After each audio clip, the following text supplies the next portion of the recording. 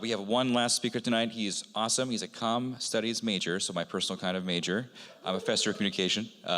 So let's welcome up Kimani. He's a sophomore. He is from rural Kenya. He's a passion for education. He has some good stuff to say as we round out our conversation tonight. So we'll have him speak. He'll be our last speaker, and then we'll have a send-off from that point. So let's welcome up to the stage, okay? Woo!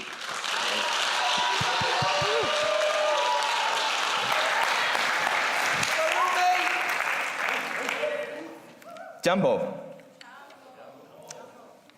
I was born in Kenya, a village in central Kenya.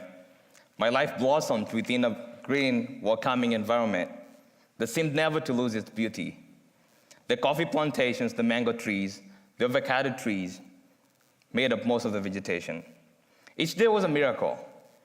The ridges in the rugged terrains of the highlands of Kenya lay facing each other. When I climbed a mango tree in my chamber, I could see the streams and the rivers winding down those ridges like glittery snakes. The mooing of cows, bleating of sheep, crowing of roosters fills the air all the time. I have called this small village my home, despite the disappearing color due to deforestation. Life in Kenya could be described in one word: hopeless. My family did not have access to electricity, running water, and many times we could not afford food. Kenya is surrounded by large coffee plantations, where people of Kenya go to work and earn $2 a day, working from morning till evening. Each day, my mom and my grandma woke up very early in the morning, walked these several miles to the plantations, hoping to be the first workers to work, so that my family would eat. I began picking coffee with them when I turned 4 years old. Our faith held our family together. We would wake up 3 a.m. in the morning, every day for prayer.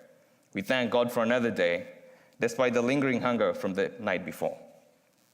When I was school age, my parents insisted I get an education.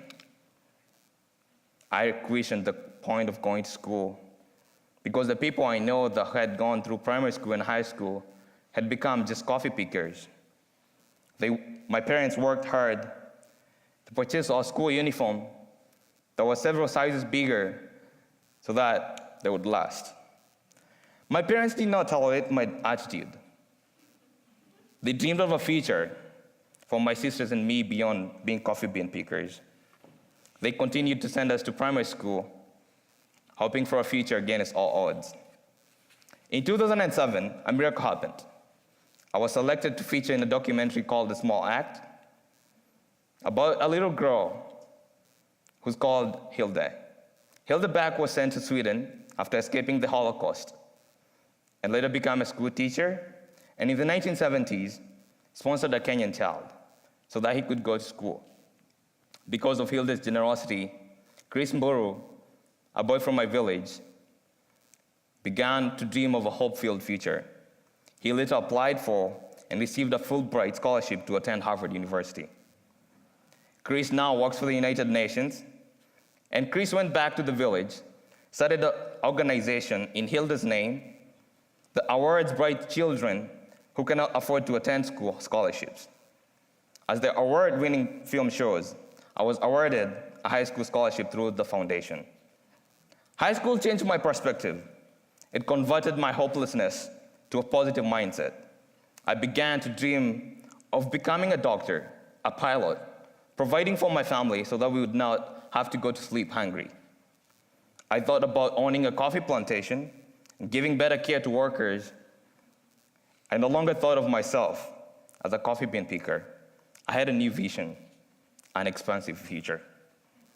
In 2014, my family received another miracle. By this point, the documentary had hit all the film festival circles, including being picked by one of the prestigious Sundance Film Festival. Linda Hochschild from the United States saw the film, reached out to me on Facebook, and offered to sponsor me. I started attending college in 2013. Linda was very persistent. She helped me through the application process, and when I was accepted to the University of Wisconsin Parkside, I remember getting a visa at 4 p.m. and flying out at 10 p.m. the same day. Adapting to my new environment in Twin Lakes was difficult because it was very different from Kenya. After all, we had no snow blankets that ground every Wisconsin winter. I had to adjust being away from my family, having to speak English all the time, and trying to help people understand my Kenyan accent. I had to make sense of a different educational system, eat unfamiliar foods, and much more. Linda and her family accepted me as one of their own and helped me get through my first year of college. Halfway through the last academic year, my sponsor family experienced significant, unexpected financial hardship. Paying tuition proved so hard for me. It was hard not knowing whether I would continue being in college. I started a GoFundMe, and I was able to raise enough money to go to the University of Wisconsin Parkside for the fall semester. I later reached out to a friend who helped me get into contact with a new admissions office. After a few days of going through the admissions process, I was honored with the opportunity to become an NU Eagle. Talons up.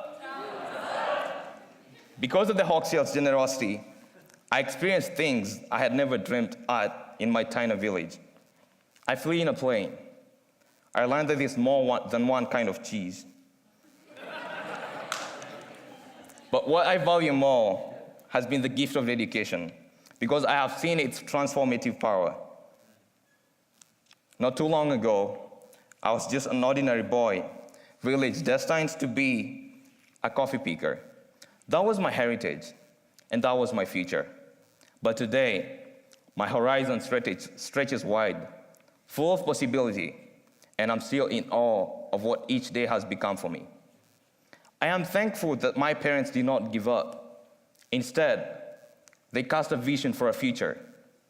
It is because of their vision, optimism, and sacrifice, along with the generosity of many others, that I am where I am today. Nelson Mandela, an apartheid revolutionist, a first black president of South Africa, once said, "Education is the most powerful weapon that you can use to change the world." Candidly, I have seen these words come true. Education has given me a new identity and a new perspective. It has molded me into a new person who thinks everything can change due to a good education. The social, political, economic, and cultural deposition can be salvaged in many ways, but education continues to prove to be the best solution to these challenges. However, education is being faced with many challenges, among them poverty, poor political systems, underfunded school districts, and even students taking opportunities to get an education for granted. Poverty varies from place to place, meaning that some walk for 5 miles to school with lingering hunger from the previous night, to others being bummed because they must take the school bus while their friends drive to school. The motivation to stay in school is affected as a result. I once visited a school in the city of Milwaukee as a speaker, and although most of the children had grown up in Milwaukee, they had never seen a cow. They had never seen Lake Michigan, a large water body that is a couple blocks from the school. It was sad there was nothing positive in their mind. Of course, they had a chance to go to school, yet they failed to see the point of it. Crime, poverty, racial inequality had become their inheritances. I could relate to everything they told me that day, yet we were raised in very different settings. The general conditions were similarly confining. It was at that moment I realized that children need more than just access to a quality education. Society needs a way to motivate its young citizens, teaching them to embrace love and hope. Education is just not a process where one gets knowledgeable. It becomes the conversation that you are having with your parents. It becomes the conversation that you're afraid to start with your parents. I questioned why, to me, education was life and death when I was at home. But I remembered the drills of passion for education that my parents had. And I questioned, what is going on in America right now? What is the education being given to students right now? What is that process that is going through the minds of the people and the kids regarding those around you? As Christians, we have been called to help others, to be agents of social change. We have a responsibility to be trusted with little so that more could be given to us once we have proven faithful. We all have our small acts to do to change the world. It is upon us as teachers, parents, and students to bestow hope on those who do not have it or cannot see it under their present circumstances. We are our brother's keeper and a neighbor, the proverbial Good Samaritan. Today, we're here at this college because our parents gave very much to enroll us in school. We're here while other young people who were in my situation a couple years ago continue to consider education a life and death issue. As we congregate today, I would like every one of us to remember that it is true that we cannot help everyone, yet everyone can help someone. Amen.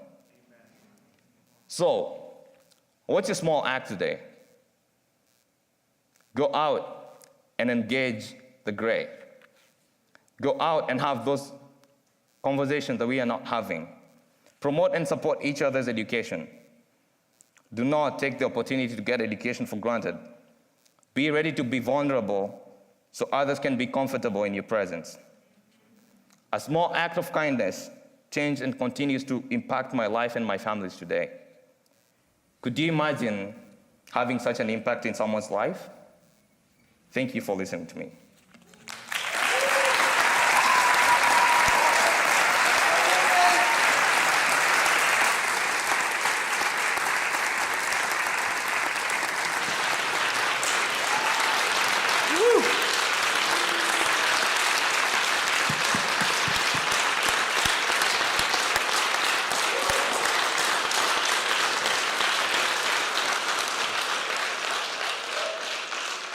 Man, that's good stuff. I really appreciated all the speakers. We should give them all a round of applause as well. Thank you, speakers.